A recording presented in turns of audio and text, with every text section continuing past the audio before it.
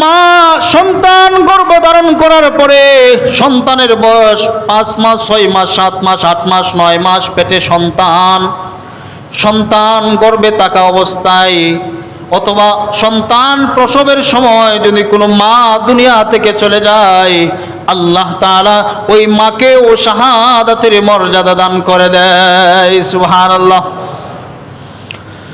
আল্লাহ নবী সাল্লাল্লাহু আলাইহি ওয়াসাল্লাম বলেন, ইবনে মাজাহ শরীফের 2803 নম্বর হাদিস, ক্বালা রাসূলুল্লাহ সাল্লাল্লাহু আলাইহি ওয়াসাল্লাম, আল মারআতু তামুতু বিজুমইন শাহাদা।